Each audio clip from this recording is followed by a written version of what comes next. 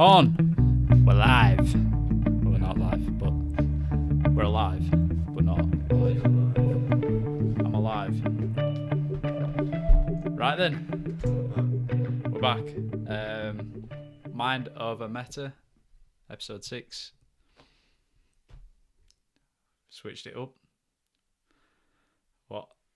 Yeah, Switched it up, mate. Feels like a while since I've done a podcast.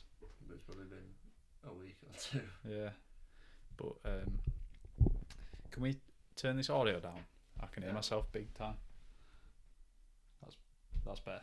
Yeah. You prefer it like this? Yeah. We'll work with it. Yeah, So yeah, episode 6. If you haven't watched episode 5 or any of the previous, you can. We'll do it. Switched it up. Thought, things get stale after 5. So number 6, here we are. That's about it from me. Yeah? Why don't we start off with this? Yeah, man. So we obviously put a thing out saying suggestions to talk about on the podcast, topics to talk about. And somebody asked about my monthly challenges. So I thought I'd treat you lot to a live performance. Big masterclass in Rubik's Cube algorithms. I'm just going to move it away. Yeah. Because the ricketiness will obviously be annoying. So I've been getting roughly 2 minutes when I've been doing it, like timing myself at home. So that's where I'm roughly about. So, do you want me to talk you through what I did? I think I'd like you to talk me through it. Right, I'll try to go as fast as I can while talking you through it. Right. So, what you need to do first is get a white cross on the bottom, which also matches the centres around it. You'll see what I mean after I do it. Right, okay. Right. Let me do a set timer off here. Yeah, if you're watching this, you can time it because we don't have the time to do that. Right. Quite literally. Yeah. Oh, I've got goosebumps. To be fair, I'm not trying to distract you, but I saw the time on the audio recording when you started, so I know how long. Yeah, I mean, it's riveting to watch. Quite literally. This is what you people join us for, like just the best high intensity. So look, you've got a cross. All right, a okay. White cross. Yeah, but you've got more than a white cross. What? You've got a Yeah, corner. it doesn't matter. All right, that, okay. That doesn't need to be there anyway because it's green and orange. So you've got a white cross, but the centres also line up with the correct sides. Oh. And now what you need to do is finish the corners by matching them up. So you'll get a cross shape almost like that. Right, I'll watch. So this is where the algorithms come in, which is pretty much what it's all about. So just while you're doing that, still, take your time as you're going. he's smashing through this. He's shredding it. So when did you start doing this? Start of January? Yeah, literally since New Year's Day, if not before, like when I got it for Christmas. Wow, man, it's actually really impressive to watch. I can see it. Funny. So do you just focus on one side? Yeah. Oh, So you're that killing it. you've got Nice, you nice. with thingies. Oh, So now what you need like to a do, Tetris block. Yeah. Right. Okay. So Okay. now what you need to do is get 2 lines all around. Okay. So set your timers ready. But do you have to break your one side whilst you're doing that? What? So Even you've- that? Yeah. It won't break. Oh, it won't break. No, just because of how this guy's figured it out. Shit, man. Set your timers. Go. Set your time. Shit, I forgot that. Oh, I did it wrong. Right. So have you found this like enjoyable to learn? Oh yeah, definitely. Very satisfying. It's very frustrating when you first learn it as well, because like Do you keep making things harder for yourself? yeah, you just like the very last step I used to always mess up on, And I was like, how's he doing it? All this like, but I just wasn't following it properly, and I thought it was his fault, which is obviously stupid because he's teaching me. But It's pretty impressive how it actually works and moves. At least I find it impressive. I'm easily impressed. Ooh. Okay. Oh, there. So you've got 2 lines. Nice. On all of them. Now what you need to do is get a yellow cross on the top and match the centres, like kind of what we did on the side. So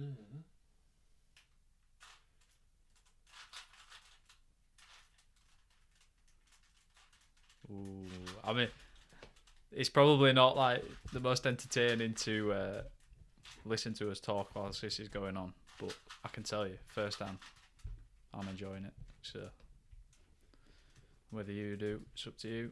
If you are enjoying it, drop a like, drop a comment. If you know how to do a Rubik's Cube, comment your fastest time. See if you can beat Ryan. I mean, he's at a bit of a disadvantage because he's been talking us through how to do it. But it's definitely not the fastest time I've done. But definitely not.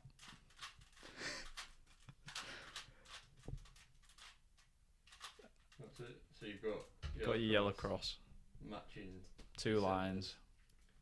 And now what you need to do is get the right colours on the right corners. So like you'll see you want yellow, red, blue, but we've got yellow, orange, blue. Okay. So you need to get that one over there, and you basically just do like this one's in the right one. So that's green, orange, yellow, green, orange, yellow. So that's in the right place, but it's not obviously done. So it's all about knowing as well which colours go next to each other when it is completed. Yeah. So is there only a set way that the colours can be next to each other? Oh, I'm not sure. Like, is green always next to yellow? Yeah. So like if you look at it, that's done itself. Yeah. So that can only be completed like by going into that corner. But these are all in the right place now, and like even 2 corners have just been completely finished. So this is your last step. Go on, Take tell me. pictures of it. So you just do this algorithm until it completes itself. So like that's completed itself. What you do is you have to spin the bottom round and complete it. Wow. And there we go. There we go. Ladies and gentlemen, round of applause for the man and his cube. We'll leave it in. Keep it in its case. Alright, so let's dissect that. Rubik's Cube, monthly challenge. Let's talk about it. What I've noticed is, obviously with it being an algorithm, is this algorithm like flips. So like you've got the corner with the colours. So when you do this algorithm, what you're doing is you're flipping it and then flipping it and flipping it. Like that. In on itself. Yeah. Like inverse. So you're just manipulating one cube by these certain 4 moves. Do you think you could apply any of those, maybe not the algorithms specifically, but I mean, maths is the language of the universe, we've said it before. Do you think you could apply any of that to life? Rubik's, maybe not specified to a Rubik's Cube, but I think in principle of maybe repetition, habits, memory, stuff like that. And like I've just said, it's not like I've just memorised them and I do it and I go, oh well, I don't know how it does that. I just do the algorithm. Like that's one thing. That is why I like maths and stuff. That is why I liked maths in like GCSEs and stuff like that. Is because it was problem solving almost. Yeah. You had rules and stuff like that to follow, and then you can like. I'm laughing because you saying almost then reminded me of that video that said that kid who goes apparently. Because Sounds like you with almost. Sorry. Carry on. Yeah, it's like problem solving. Mm. Like, that's why I feel people who are almost bad at maths, they don't let themselves be good. Like, you know, like when you're learning something, you can't just, like we've talked about with English and stuff, the reason I didn't like English is because it was freedom in a sense where write what you want, somebody's opinion will grade that. Mm-hmm.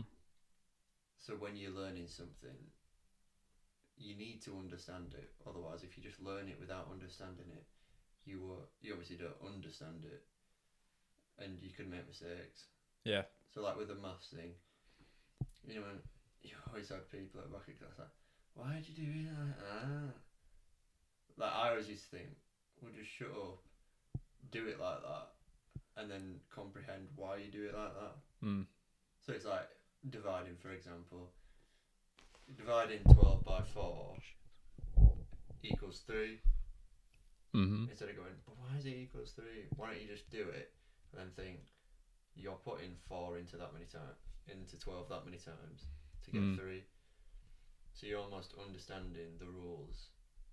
And one funny thing about me talking about maths is that video that I sent you about the numbers and letters and stuff. He says maths is a thing we discovered.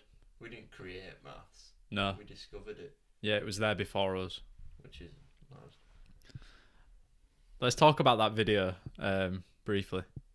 So, do you want to explain exactly what it was? So it was a video. This guy basically just makes TikToks about almost like trippy things. Things that are there, Mind but ticklers. yeah, you don't really acknowledge them unless you're in a certain mindset. So he talked about how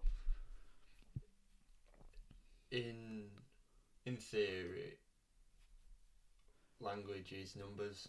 Yeah. Because you could translate every letter sound into a numerical value because numbers are infinite and because there is infinite but there's only finite sounds. I think he said finite, but then again sounds aren't. Yeah. I mean, if you apply that to the Rubik's Cube.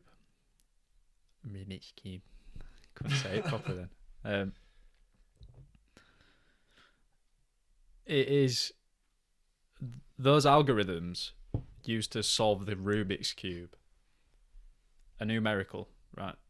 Although, as well as being numerical, it's photographic, isn't it? Because you can picture, you associate it with the colours, and then the movements come as well with that. So, don't you think that's just mental? How we actually could essentially change all language to a universal language that is just numbers.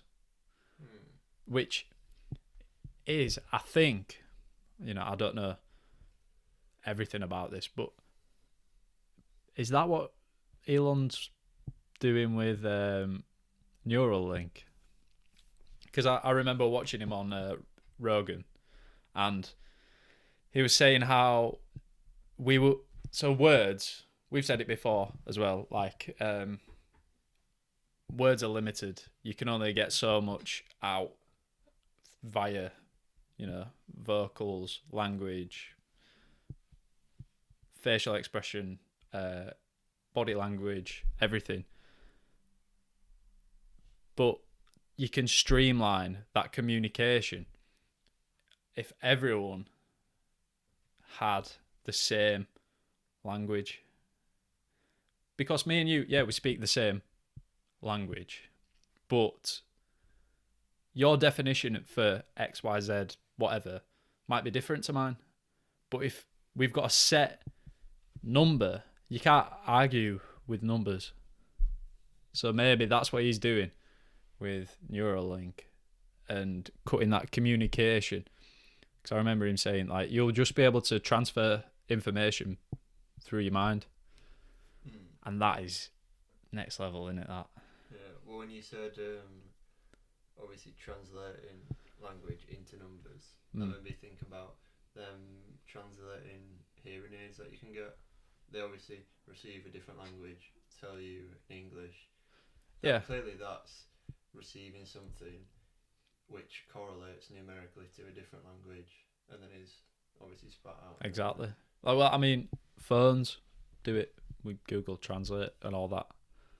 It's we are on the cusp of all of this that we're talking about. It's going to happen soon. I think that, but then I think, so say like when the moon landing again, like 60s? Say that again, sorry. The moon landing. 69. Think about how much of a anticlimax that was, but while being such a big climax, because it was, we've got to the moon, but then it's like, it's gone 50 years and we haven't gone back. So what I'm saying is, the technological advancement back then was huge, arguably on par with anything that could be done today. Because if we sent somebody to the moon, it'd still be like one of the biggest things in human history. Yeah.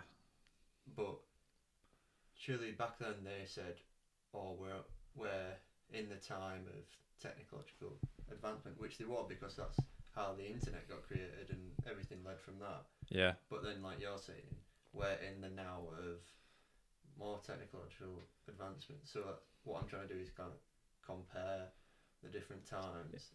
It's very interesting that you say that, all of that, because it's something I've spoken about with other people before.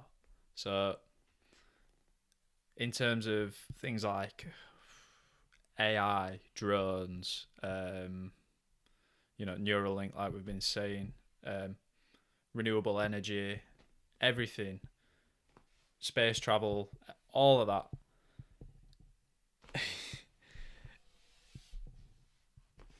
When it comes to space travel, right? So, yeah, we haven't physically been on the moon for that long. I don't think that's right, isn't it? So we haven't been back. But we have been back, just not as a physical human, blood, flesh, bones on the ground. Like, I swear China went there recently, digging up rock samples and shit like that for whatever reason. Yeah. So, although we're not going there physically, we are there just through another another layer of consciousness via technology. So, but going off what you were just saying as well. So if you think back to, like Back to the Future film, that's for me the main one that comes to mind when I think about based in the past, predicting what modern day life would be like in the times that we're actually living in. So, Blade Runner as well, predicting that we'll have flying cars and stuff like that. Are we just living in an age that is equivalent to that? So us thinking that robots, AI, drones, everything like that is going to be the next big takeover. So it's an actual thing, like the fourth industrial revolution. Are we living in an age comparable to people in the 60s thinking that we were going to have flying cars in 2020, but just on a more compressed scale? Like I'm saying, in my lifetime, I'll be able to, have a drone come pick me up somewhere. Before I die, I will be able to go on my phone or whatever equivalent device we've got by that point. Maybe I won't even have one. Maybe I'll have a chip in my head. Just say, come pick me up, take me here. And a drone comes, I get in it, and I fuck off somewhere else. Do you think that's possible? Or is that paradox? I think we can only. It takes a certain amount of imagination to almost perceive what we will be like in the future, and that sort of imagination that you've got is heavily influenced by futuristic films, isn't it? Because Yeah. that's almost like just a window Culture. Yeah. showing you, oh, this is what we do in the future and stuff like this. Mm. And like people thought we'd have flying cars by now and stuff like that. So, But it's mad how we are so close to all the things that I've just been saying. I think, like, the guy who is called, I think he's called Klaus or Charles, something like that. Schwab, leader of the World Economic Forum. I think he's like CEO or whatever. He wrote a book called The Fourth Industrial Revolution, and I watched this thing recently, and they were talking about how it's already happening, but we just haven't really seen it because we're not, like us specifically, because we're not immersed in the sector that's being transformed. So it's like automation, like Amazon warehouses, by the time, in the next, maybe 3-5 years, will be 100% automated. Think about the cut out of the human responsibilities there. What do all those people do then? Obviously, you got to reskill, do something else, but that's just the first sector that will be changed. It's gonna domino effect. So that's like, do you know about like universal income? yeah. So that's why they're saying like that's gonna come in, because people eventually won't have the jobs to do anymore. We will have to find new responsibilities. So we'll have to get money from somewhere to live, which is when universal income comes in and the government takes care of it. Well, I think I've been through a lot of that with being at an engineering school. They always talked about like you'll have automated lorries, like lorry drivers will become. That's already happening in places. But then I thought, when you think about it, then like, wouldn't you just get, if there is like these like manufacturing or whatever becomes more obviously automated, wouldn't you just have a significant increase in like engineers just to fix the machines? Suppose that'd be obviously one job that'd be a replacement job for people. What if the machines could fix each other? What about if the machine that could fix the machines broke? I suppose. There's always got to be. There's always got to be some human that starts. It's almost like of course. First, the chicken or the egg. I guess what I'm trying to say is, some people. So on one of the World Economic Forum videos, they put an actual video together. So these people are like affiliated with the government. In 2019, they signed up. The UK government signed allegiance to the World Economic Forum. However long later, all this happened, and they put a video saying, I think it was 8 ways, or a small number of ways that human life may change in the future. One of them was, you will own nothing and you will be happy. So I'm not saying this will happen, and I don't think they are either, but they're saying it's a possibility. So you'll rent everything, right? Everything that you need, and you will get paid a universal income and just do nothing. And the scary thing is contemplating whether people will be happy to do that. Do you get what I mean? Like, I'm sure off the top of your head you can think of people you've encountered in your life that, although you wouldn't want to assume the worst of them, not saying that this is the worst, but there must be people that come to mind when you say they will take X amount of money to do nothing and just live the rest of their lives like, slowly getting closer to the end without having any real aspirations. It makes me think about like almost a circle of life in terms of you go from being a caveman that searches for food, that's all you do, just search for food, reproduce, die. Yeah. To the point where we become reliant on money and materialistic things. Yeah. To the point where we've developed that, we've got everything, and we go back to being potatoes or some shit like that. Obviously, we're speaking on behalf of the culture, the lifestyle that we've lived, been brought up in, which, we've acknowledged is far more privileged than a vast majority of people. So I don't know. I guess what I'm saying is I don't agree with all this. I'm not saying this is all my opinion, but it's just something to bear in mind. Like, it's not like I think about it all the time, but fail to prepare to fail.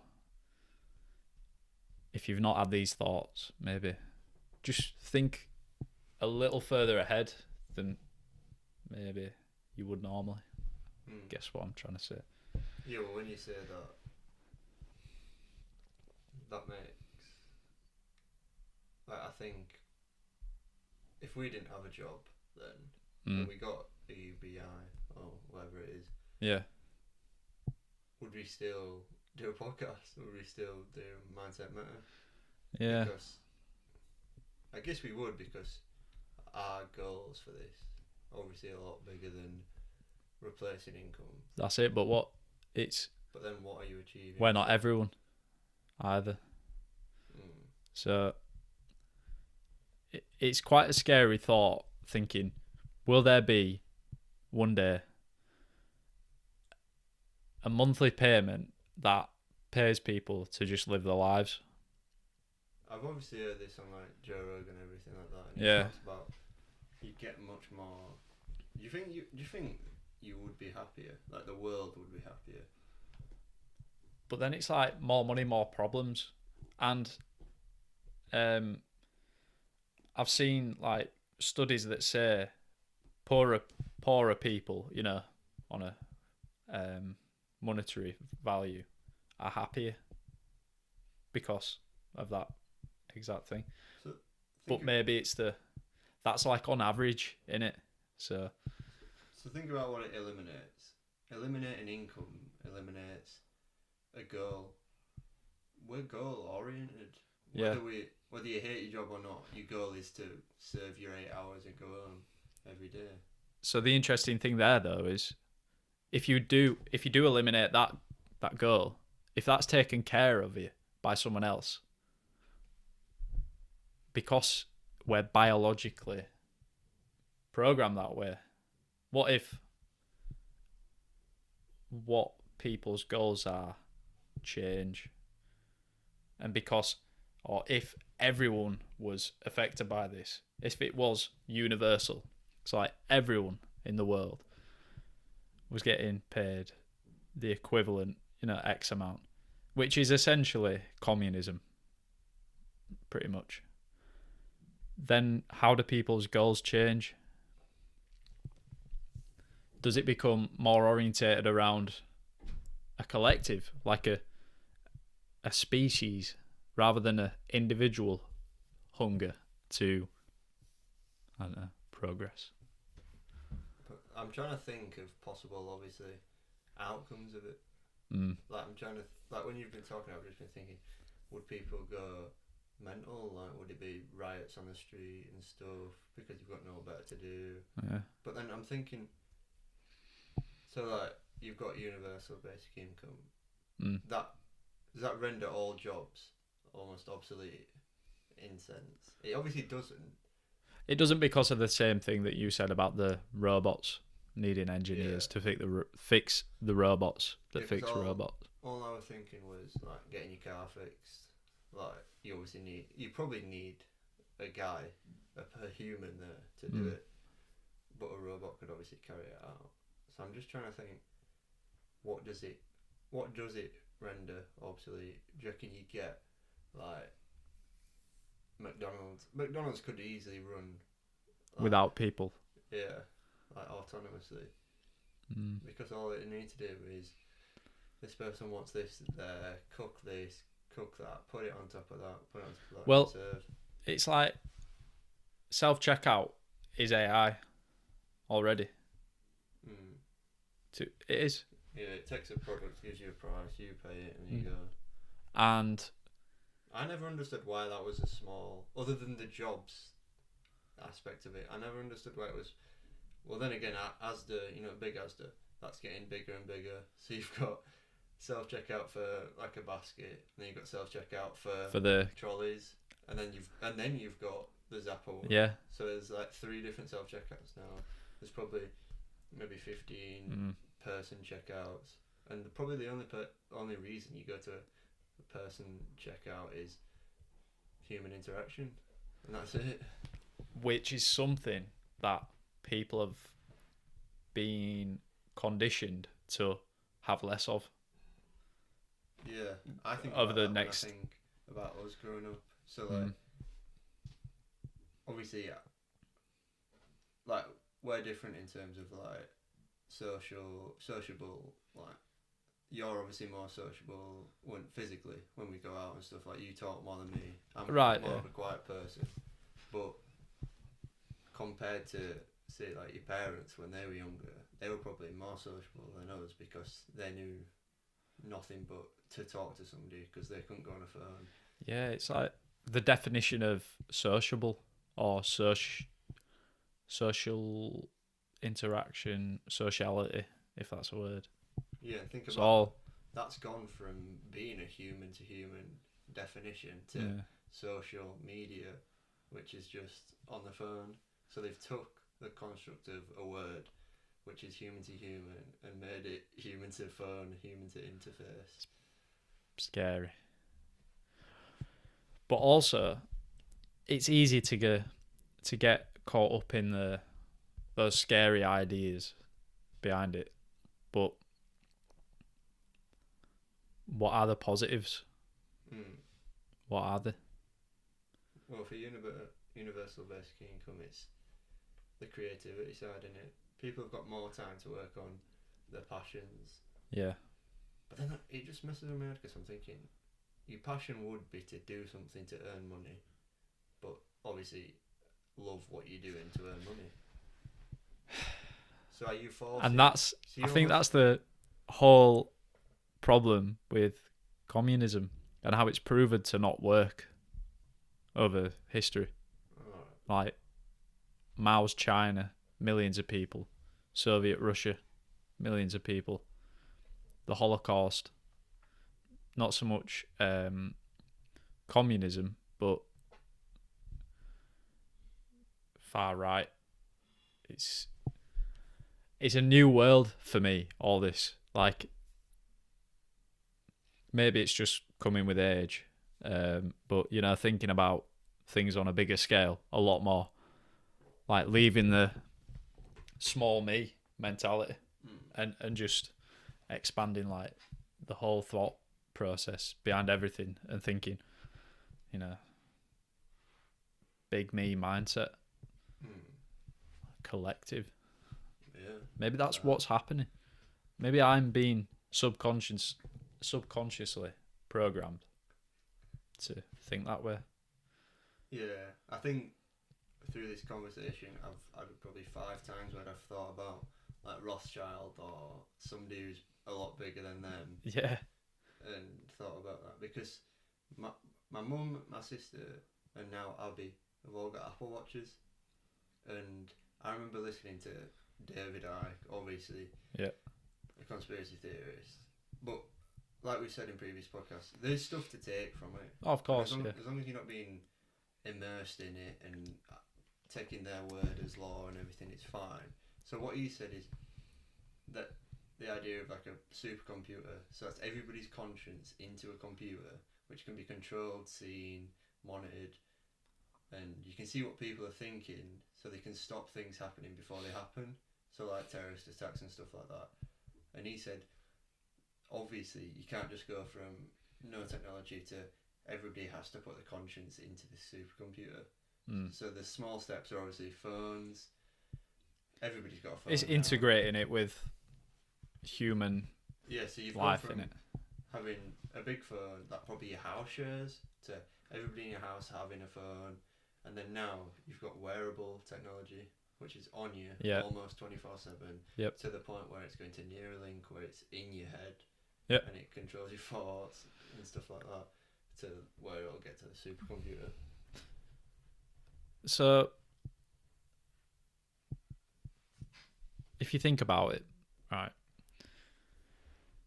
the reasons why all these huge companies are where they are now is because they know how to sell things to you and me, general public, right?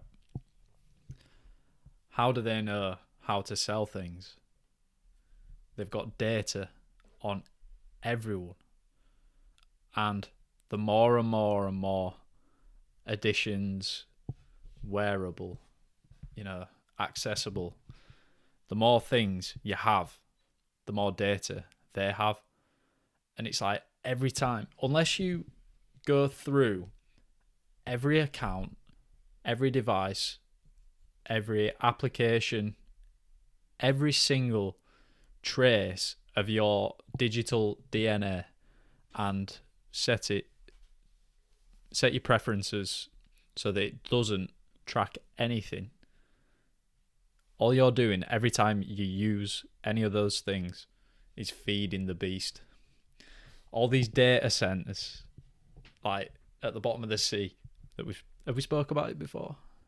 No. So there's like just rooms, probably acres of just data centers with things like as tall as this room, tracking everything, right? It's like servers, every person who goes in, out, how long they're there, what they look at, everything. It's building a digital profile for everyone, which, with China being the leaders in all this tech, they are becoming the Saudi Arabia oil equivalent in terms of data. So it's bizarre. It's like you essentially have a digital fingerprint of every person, because there's more active phones on the planet than there are human beings already, right? Surely you could build, for lack of a better word, God via AI. And like taking the best things from everybody. Yeah. It could be used both ways, anyway, right?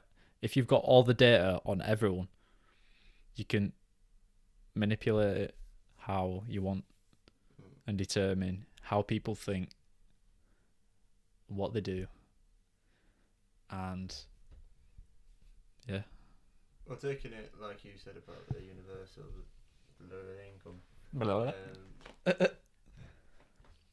there is positives to cookies and everything like that. Like yesterday, I got an advert for this stuff on ProDirect. So I went onto ProDirect, found some boots, found some gloves that I liked, and I'm like, I'll give it a week or something and I'll see if I'll come back to it. And then I got an advert for Sports Direct saying they've got an extra 20% off sale items on football. I went on Sports Direct, found the same boots, gloves for cheaper, on discount, and got a better deal. And obviously, in a very small section, that is a very beneficial thing. I saved myself like 20 quid, But is that not just a really scaled down version of this universal income concept that we've been talking about?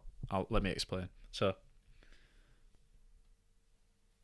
those trackers on your phone have seen that you've gone there, looked at this, thought, not right now. Right? They know that. But they know I'm interested. But they know you're interested. So, instead of you then having to troll the internet to find a better deal, they've provided you with a better deal, which has saved your time, saved you money, but in turn, it's like they bought you. You didn't buy the things, well, you did, but in turn, they also bought the activity, almost determining where you spend your money. And they obviously benefited by the ads, advert resulting conversions, and so forth. Yeah. But this is something that came to my attention recently. So, Facebook, and I'm sure other companies have been kicking off with Apple recently. So, Apple are, I get the impression, a bit more strict on what they do with your data, how they use it, who they give it to, right? Which is one of the big positives for Apple stuff. Like, I think they'll win over the more aware people this way. Yeah. So they've now, I don't know if it's with the new update, but when you go on an app or whatever now, you have to click whether you accept tracking or not. And now you can turn all this off manually, but now it's prompting to say. So instead of it just saying default, and then you decide if you don't want it, they're saying before. Well, I've heard that. So companies like Facebook don't have a physical, tangible product. They sell ads and ad space. So,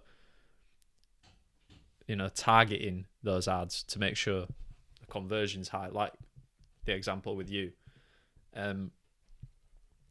Implementing this change could severely reduce the income that they make from ads. Yeah, well, I heard that on a Joe Rogan one when he was talking about Google Maps and Apple Maps. He uses Apple Maps now because they don't track where you go. Theirs is, supposedly theirs is just a pure maps thing. You put where you want to go, they don't take your stuff. No. If you use Google Maps, they take the data from that and they can sell it on or whatever. Yeah. And he was saying that's one of the good things about Apple.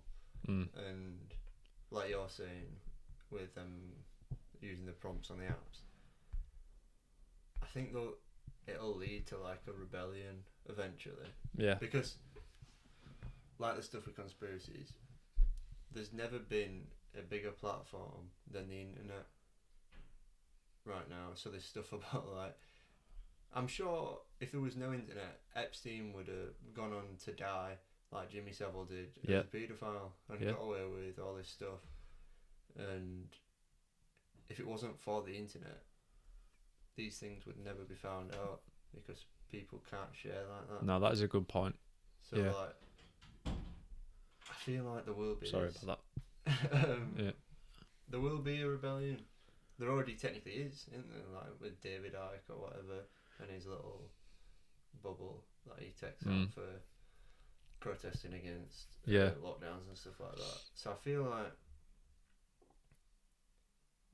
we haven't seen a family grow up yet that's been completely consumed by the internet.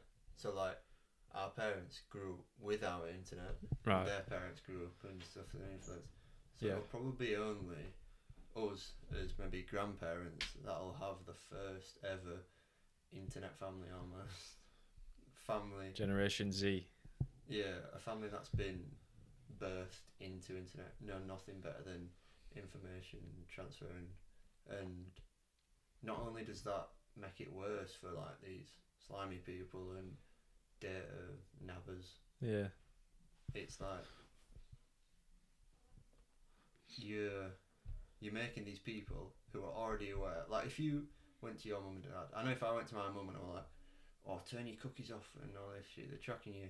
They'd be like, "I'm not that bothered. I like going on my phone. They give me good ads and everything." I've kind of like tried it personally, a little bit, not push, but carry on. But like, say when we're grandparents, if our kids went to our, or if our grandkids went to our kids, obviously the kids to the parents, and we're like, "Oh, do this," I think they'd be more proactive and more aware to the point where they'd be like, "I can imagine that maybe it is a bad thing." Yeah, perhaps.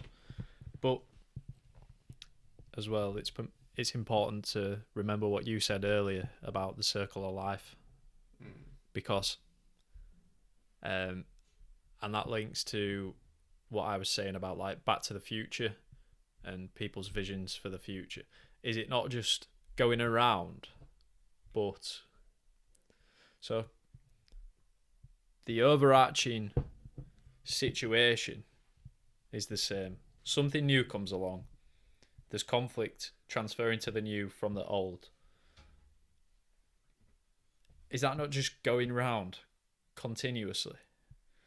But I suppose the big thing that's changing is the rate and the jump from old to new, isn't it? Well, taking it back to like what we first started talking about maybe like the moon landing and stuff like that. The strides we've made as a human race in the past 100 years has been more significant than the entire existence of the human race, like the thousands of years before. Yeah. And easily you could probably say the past 10 years. Like think about 2010 to 2020. There's probably more. Like now we can go to Mars. We can set rockets off, land them completely. Not only is that environmentally better, but that's also like technologically better. Like but it's 10 years. It's a house of cards thing. Like we wouldn't have been able to do any of that if we didn't go to the moon and have all the time before that, and also all the time in between going to the moon and not going back there. It's all dependent, isn't it? It's beautiful. But that makes you think what the circle, like what obviously you said the circle of life, taking it back to that. What is this? When's it gonna bend? When's it gonna go round? Are we gonna have a nuclear war where we either kill ourselves off or just resolute all, I don't know, like satellite towers and stuff like that? So we literally have to start from scratch. It's very possible. If there was war, God forbid. Apparently, if it's there starting was this morning. I seen US Navy have sent a boat over to South China or something. They're trying to take over Taiwan again or something like that. China are trying to claim Taiwan as Chinese land, but obviously Taiwan's independent. Yeah, and like the US is obviously friendly to them, so they're protecting them and like. It's mad. But yeah, what I was gonna say was, if / hopefully not when that happens, that will be warfare. It will be data warfare. It's already happening. The presidential elections are rigged by Russian people influencing people on social media. Russian meme spies. accounts and all that shit. Yeah, it's crazy, isn't it? If you've listened to Edward Snowden's podcast and stuff, I think I have. Yeah.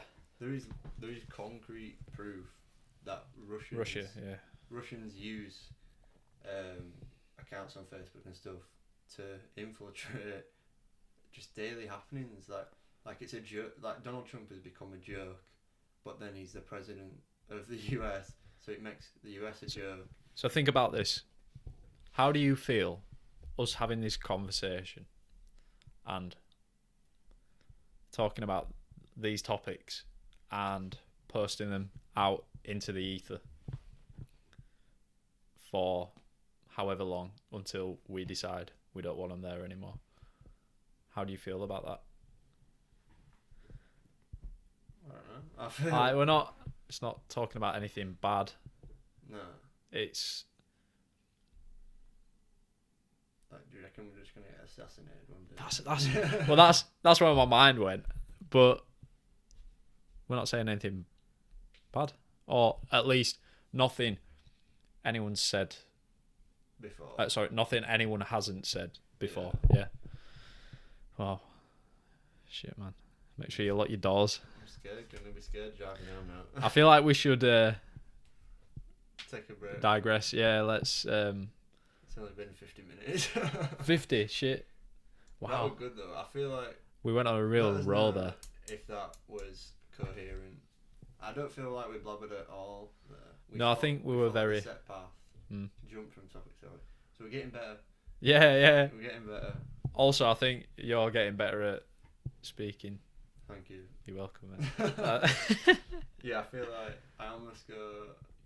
You're almost creating a flow state.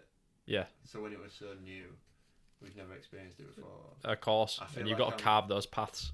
Like I feel like I'm zoning out more, not in a bad way, but like I'm zoning out. I'm staying on my train of thought. I'm not thinking too much about what I'm saying. But then again, let's not get off. I enjoy like the challenge of listening to you talk and then having a thought in my mind, but having to think about that whilst still listening to you and letting it develop. Yeah. How can I join in here? Yeah. What we're thinking then is like on Guitar Hero, you know, and they're holding the thing. And you have to hold it down for it. Yeah. It's almost you staying on that. Right. But we might as well address these. So. Try to stick to the easy ones first. Yeah, stick to the easy one. Easy one. McGregor. Recent events. Yeah. Last night. Probably for us. 8 hours ago. Something I think like it that. was about 3 when it started in the morning. It's about 12ish now. Yeah. So. I'm just gonna check the battery. Oh yeah, we're fine. Right. So yeah, McGregor loses to Dustin Poirier. Yep. People thought. Did you see how big of a favourite he was as well? I was listening to Brendan Schaub's thingy with Tim Kennedy, who's an MMA guy, and he was a plus 300 favourite, which is you've got to put McGregor. Yeah, you've got to put $300 on to get $100 back. Is what I mean. So he's. Jeez, really? Yeah, so he's what 1 to 3. Yeah. I don't know. I think it's. I'd yeah, like to. if you think about it, yeah. But yeah, he was I understand. A heavy favourite. Heavy favourite. Wow. And he wasn't as arrogant as he was. No, I noticed that. But he was saying like, "I'm good. I feel amazing," and stuff like this. And he was very humble. Did you see his weigh-in? Yeah, they were shaking hands, and he brought the hot sauce and that shit. Yeah, and that's what I like that. But the thought is, he's not attacking Dustin. He's not attacking him. He's letting Dustin be his. So it's like you've got making him feel comfortable. Yeah. So imagine Dustin's level 10 as a fighter. This is like in gamesmanship. Yep. So it's almost like say Connor's dropped levels because he's been out of the game so long. Mm-hmm. So say Connor's a level 7 going against a level 10 who's been bashing out fights years on years and years. So he has. Yeah, and he's going to lose because he's a lesser level than him. Yeah. So what Connor would usually do is talk to him to the point where he'd come off of his game, drop to a level 7, level playing field, and then he'd just edge it and beat him. So he's not giving himself that edge this time. It's quite interesting to see. Don't get me wrong, like I haven't religiously followed Conor McGregor's career from the start to now, but you can't avoid it. I know probably as much as the average person. Watched a few like documentaries and stuff, so maybe a little bit more, but I'm not bragging. Yeah, it just changed. He's got 3 kids now. I remember him having none. Life's happened to him. He was never even married at one point when he was at his prime. So. And I guess he was kind of on the comeback up on his career, fighting wise. He beat like Donald Cerrone That where he's lost return fight, isn't it? Yeah, and I don't know. I guess maybe a bit off more than he could chew. But if you've got a name like him, and you're not fighting these contenders, these big names as well, and you're going for the maybe lower ranked fighters just to build up a bit of momentum, you're still going to get shunned for that, which could make you appear weaker to these other fighters anyway. So stuck between a rock and a hard place. And I guess, you know, aside from a hit to his pride, I'm sure he feels fucking great after what he's done. Well, it's not like he's near unbeaten anyway. He had 4 losses coming into that fight. Yeah. So it's like... And losses against big people as well, like big fighters. And it's... I believe that the losses have come from what he's just done. He's taken a big step. Like, he's taken these huge leaps, and that's where he's just fallen short to the point where he loses. Whether it's going after Nate Diaz, who's 2 weight classes above him. That's it. Like, yeah. I think that'll be £25 difference, which is about 12 kg, 10 kg. That's huge.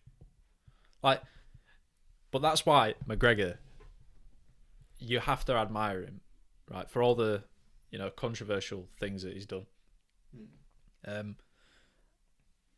He is where he is. He has the name he has from taking risks and punching above his weight, quite literally. And you've just got to admire it. Like, even now, losing, yeah, it's another notch on the losses. So what? You learn.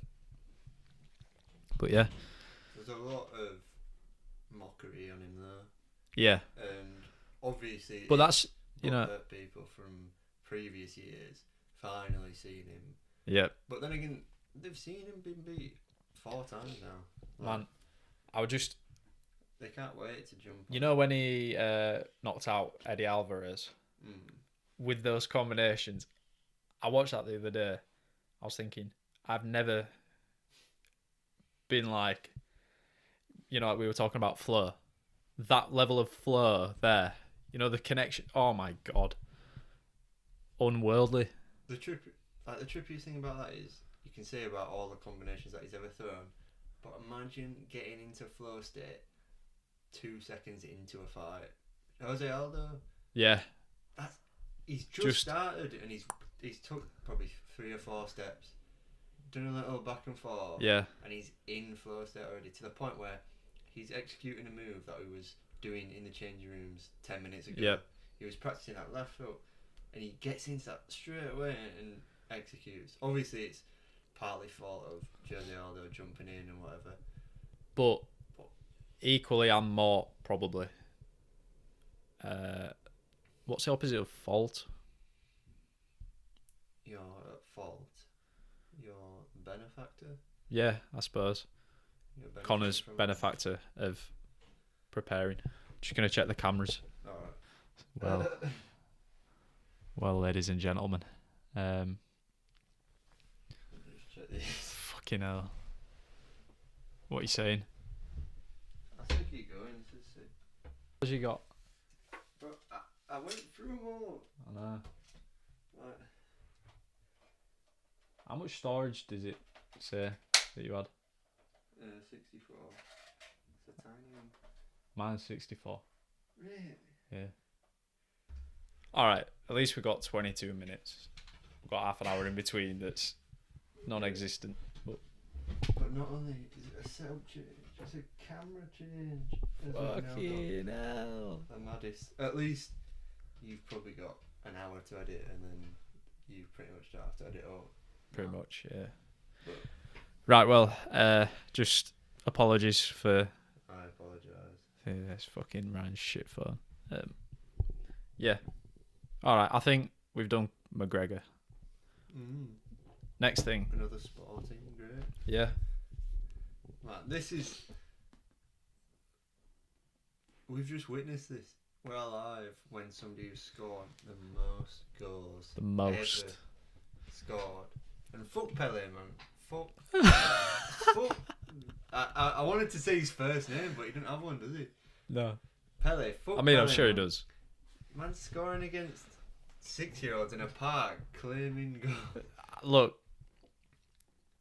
we weren't around when he was playing, but I was brought up told that he was the best player ever.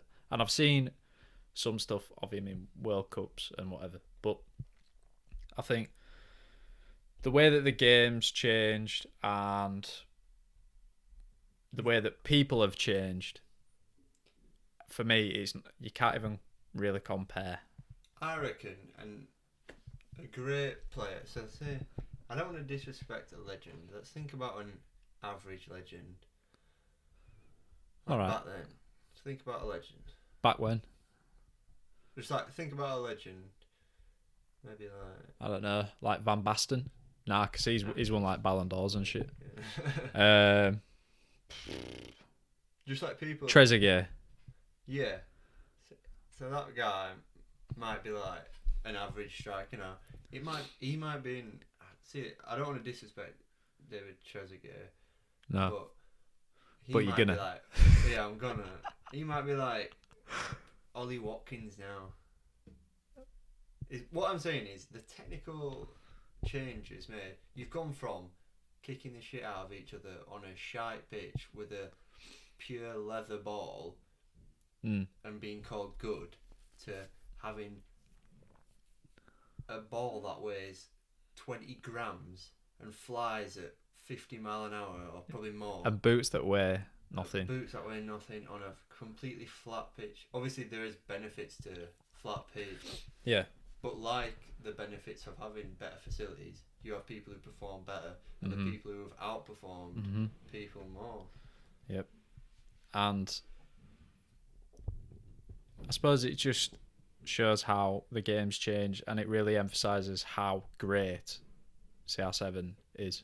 And I might as well state, I have a bias because he was obviously a Man U player, and I love him for doing what he did when he did it. Yeah, man. I mean, you can't.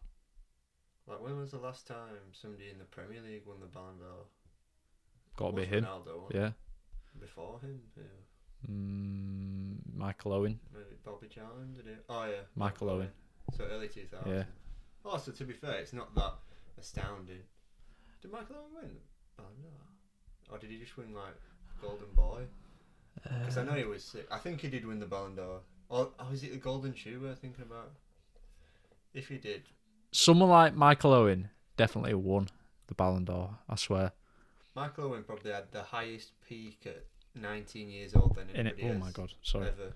But then again, Mbappe's won World Cup and he was sick. But yeah, true. I feel like, but then it's like Michael Owen had the highest peak at 19, to then having probably the steepest decline over. Yeah, he did go.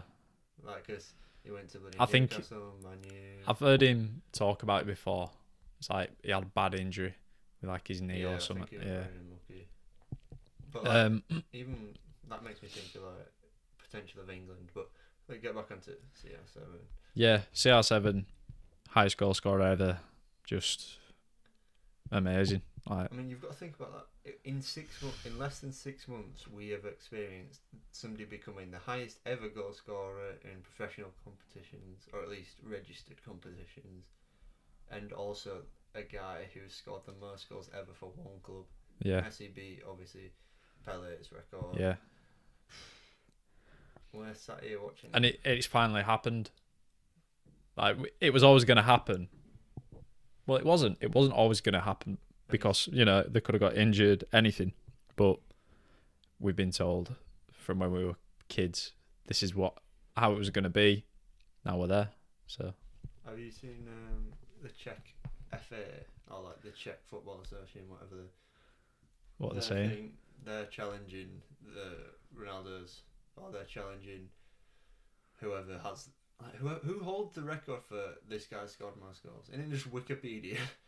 Must be. Because Joseph Beacon, obviously, is the highest scoring, like joint highest with Pele, I think. Don't know who that is. He's a Czech player. Right. But like that Indian guy has got a ridiculously good record, hasn't he? Goal scorer. Indian. Yeah. but then it's him playing in the Indian League. Yeah, it's like there. comparatively. But like that, I don't know who Joseph Beacon ever played for. It's Beacon like Bican. You must have seen it when he was close to his record. I might. But they're have. basically challenging it, saying he scored more. Wow. But I think they're only challenging for 10 more goals, and Ronaldo's going to score 10 more goals. You'd think by the end of the season, wouldn't you? Yeah. But, whilst we're on football, I suppose this question came in. Let me just. Go on. Say one thing. Swallowing toothpaste. I just thought of it while I was brushing my teeth. I had this thought the other day, because I was thinking about this kid in my primary school. I'm not going to say any names, but I remember him telling people he used to swallow toothpaste when he brushed his teeth. I was thinking, man, what's happened to people who fucking swallowing the toothpaste every day? I've once had to do it a few times, like if you're in a rush, like can't spit out, or like if you're camping or something. Right. But then again, I don't know. But I don't know. I have swallowed toothpaste. Like, yeah, of course. I've brushed my teeth and swallowed. But not just pure toothpaste. The reason I was thinking about it is like, you know, they say it's got like fluoride in it and it blocks your pineal gland. Wonder if that's got any correlation with like. What's your pineal? IQ or something. Pineal gland. It's like the.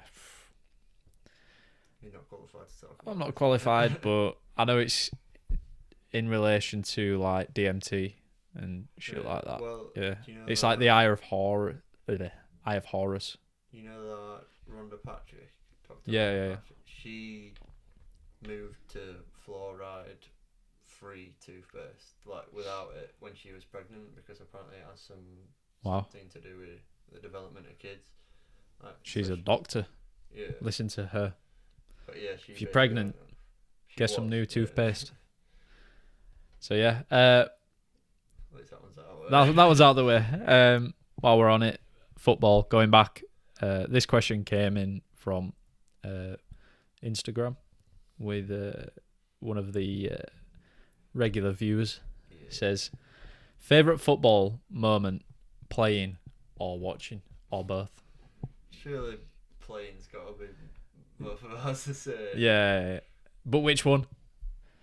The rainy one or at the Ossett ground when you didn't realise that you'd saved and won? I didn't even think about that one. I was just thinking pure rainy one. Well, the other one was good as well. Yeah. I think anything penalty shootout's just madness. Yeah, there's nothing quite like it. That's the mad thing is, I've never lost, touch wood. Yeah. A penalty shootout. Yeah. Obviously, because I'm a nut. Yeah, mate. You've got the stats to prove it. Should we explain? Yeah. So, would you want to go? Yeah, I'll explain the rainy one the better one, because I can't really remember the game before the Ossett ground one.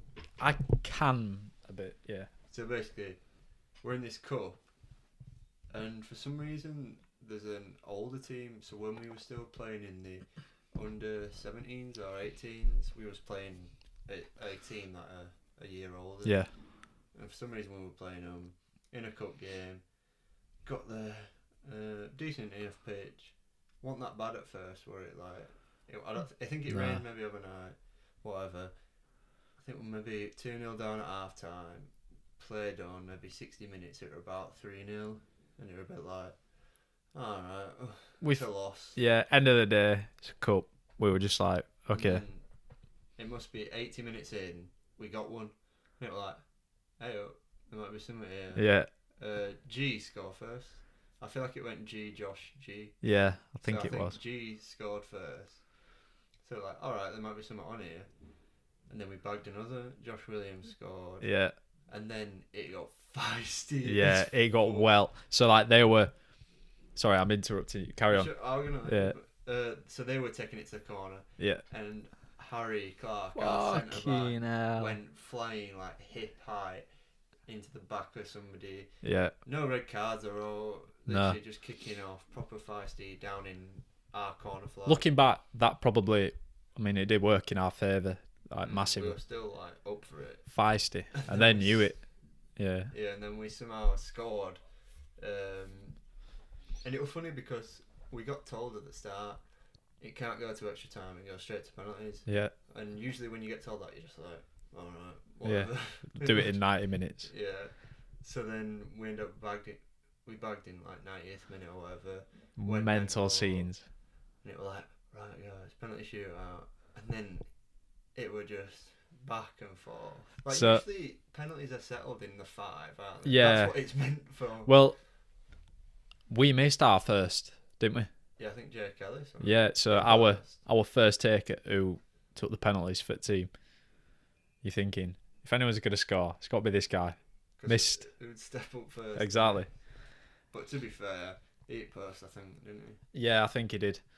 And So he missed, and then everyone scored. All the way to the last one, so the 5th penalty. Yeah, the 5th pen. And they skied theirs. Skied it. So we're like, oh my God, we've got still there. So Like, we were neck and neck. And literally nobody missed until me. So nobody missed until their keeper took theirs. yeah, so it went all the way. No, sorry. It was the guy before the keeper. So it went to the 10th man. So their last outfield player took a penalty, and I saved it by staying out middle. I like these penalties were shit. Like Yeah. I kept diving and I kept Just diving not going out of the anywhere. way. So like I just stay in middle, pretty much put it down my throat, just dived on it, saved it. Mad. Everyone's going mental at this Then point. I I don't think their keeper got a chance, did he? No, I don't know. Anyway, it came down to You picked the ball up after saving it, put it down. slammed it on the spot. I just remember watching you. I've never seen anyone as gassed in my life. You just grabbed this ball out your hands, slammed it on the penalty spot, and I just knew at that point. I knew, no doubt in my mind, The thing is, you were bagging. it's such a. We're saying this story in such hyperboles, but it's because of the emotion that was attached to it. Yeah. I'm sure anybody watching it would have been like, oh, it's just a penalty shootout, it's not that bad.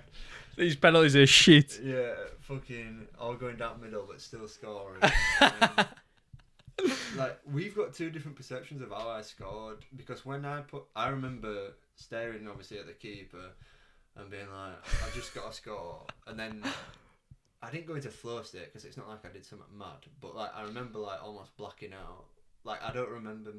Your foot hitting the ball. Yeah. Yeah. And I remember watching myself almost hitting the ball and seeing it like go in, and it was mad, and then just turned around and we all did mudslide. But you say that I lashed it like hard. No. I have it in my head. I don't know where I was watching it from, but Must have been halfway where everybody was. yeah, I just seem to remember watching you run up and just smashing it like to the right hand side, just at right hand side, and after that, everyone piled on you, and it was just amazing. Well, my thought process taking that penalty was, nobody's diving to the top bins, but I'm not risking going top bins. No. So I was analysing almost. So you've obviously got the keeper stood. He's going to dive on the floor either way. So you've almost got like that T. Yeah. So my idea was to hit it in these spaces above where he'd dive, but also not too narrow to where he could stay in middle and save it. So my perception is that I almost like just tapped it, Pinged into it. this, like caressed it into this thing.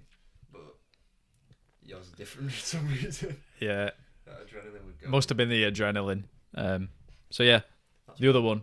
So this was the same cup.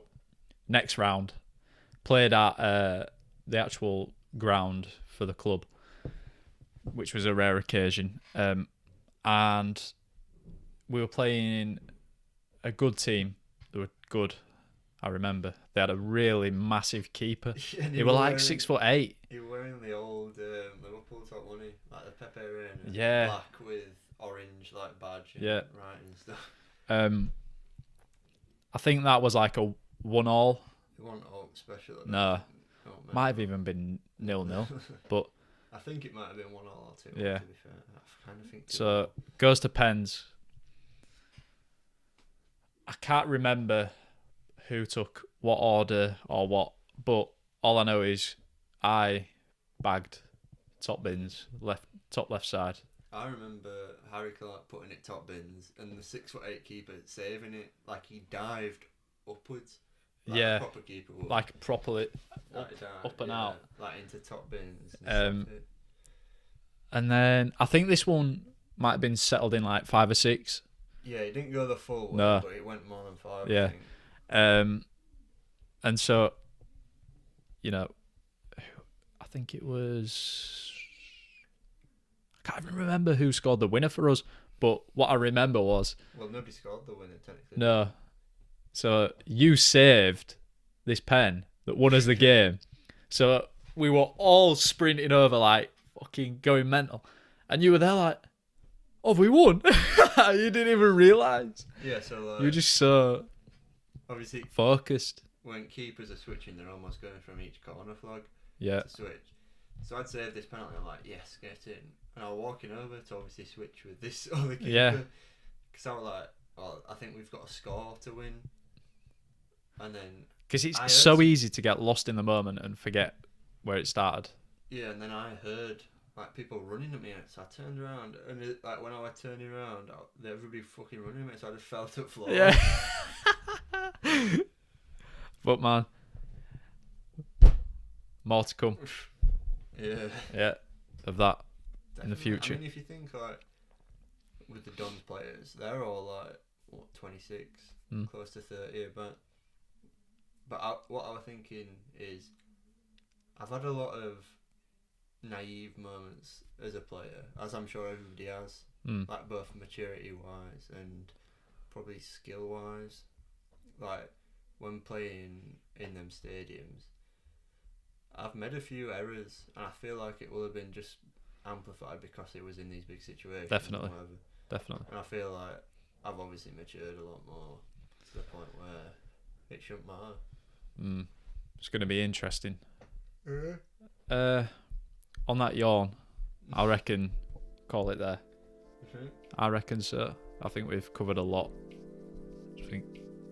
So yeah, thank you for watching, if you're still here, and I hope you aren't too frustrated with the camera angles and the debacle. It's your fault. I'm sorry. It's alright. We move. So yeah, mind over matter. Adios. It's been a pleasure.